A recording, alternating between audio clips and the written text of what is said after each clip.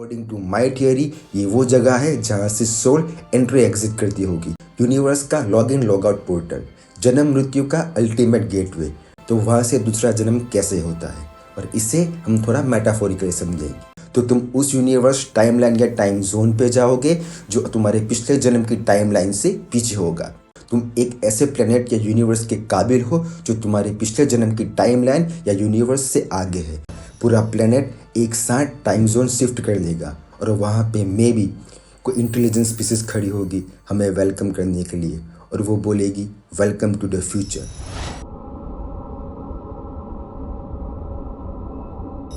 और अब हम आते हैं अपने असली सवाल पे कि मरने के बाद और जन्म से पहले का सच क्या है। और ये मैं समझाऊंगा मेरी ओन थियरी से, लेकिन ये मेरी थियरी जो मैं कहने जा रहा हूँ ये प्रूवन साइंस नहीं है। ये मेरी पर्सनल थियरी है जो फिजिक्स, रिलेटिविटी और ऑब्जर्वेशन से इंस्पायर है।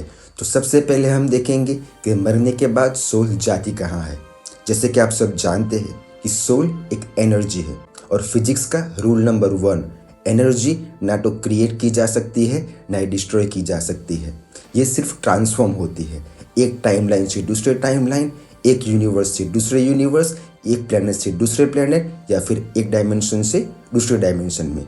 और अब आप पूछोगे कि ट्रांसफॉर्म होती है तो वो होती कहाँ है। तो सुनिए, जब कोई मर जाता है उसका मतलब they are not on any time zone. तो तुम्हारी सोल वहाँ जाती होगी जहाँ कोई टाइम जोन नहीं है, वहाँ टाइम फ्रीज हो जाता है। और सोचिए ऐसी कौन सी जगह है।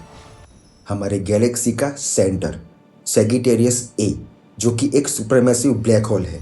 वहाँ ग्रेविटी इतनी ज़्यादा है कि वहाँ टाइम ऑलमोस्ट फ्रीज हो जाता है, और इसीलिए अकॉर्डिंग टू माई थियरी ये वो जगह है जहाँ से सोल एंट्री एग्जिट करती होगी, जहाँ कोई टाइम जोन नहीं है। So according to my theory event horizon is equal to universe का log in log out portal, जन्म मृत्यु का ultimate gateway, no time zone only eternal present. क्योंकि ब्लैक होल के एक्सट्रीम कंडीशन में फिजिक्स के नोन रूल्स फेल हो जाते हैं, और इसलिए वहाँ पे साइंस और स्पिरिचुअलिटी मिलते हैं।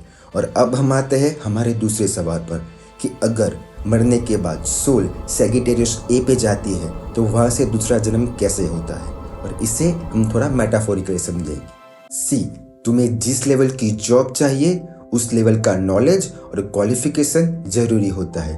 तुम्हें जितना नॉलेज होगा तुम्हें उसी हिसाब से जॉब मिलेगी। सेम तुमने इस जन्म में जितना भी इस यूनिवर्स, नेचर, कॉन्शियसनेस और हर एक चीज़ जो यूनिवर्स से रिलेटेड है उसका नॉलेज होगा, उसी हिसाब से तुम्हारा अगला जन्म होगा। डैट मीन्स कि अगर तुम्हें ज़्यादा नॉलेज होगा मतलब तुम एक ऐसे प्लेनेट या यूनिवर्स के काबिल हो जो तुम्हारे पिछले जन्म की टाइमलाइन या यूनिवर्स से आगे है। और अगर तुमने इस जन्म में तुम्हारी सोल में कुछ नॉलेज नहीं लिया होगा तो तुम उस यूनिवर्स टाइमलाइन या टाइम जोन पे जाओगे जो तुम्हारे पिछले जन्म की टाइमलाइन से पीछे होगा। डैट मीन्स कि जब तुम्हारी सोल इस बॉडी से निकलती होगी तो वो उस प्लेनेट पे जाती होगी जिसका फ्रीक्वेंसी तुमने इस जन्म में ट्यून किया है। एग्जाम्पल देखते हैं, जैसे कि Vivekananda ji, Abdul Kalam sir, Tesla, Einstein etcetera.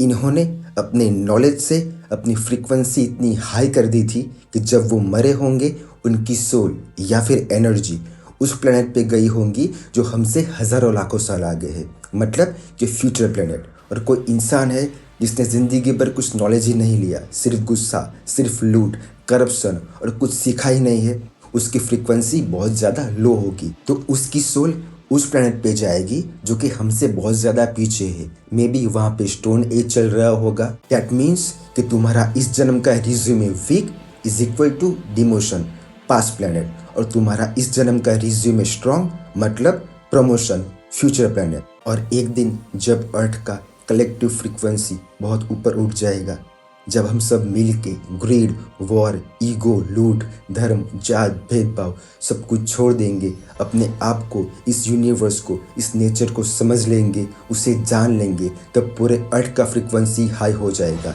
पूरा प्लेनेट एक साथ टाइम जोन शिफ्ट कर लेगा, और वहाँ पे मे बी कोई इंटेलिजेंट स्पीसीज खड़ी होगी हमें वेलकम करने के लिए, और वो बोलेगी welcome to the future, you guys are finally graduating।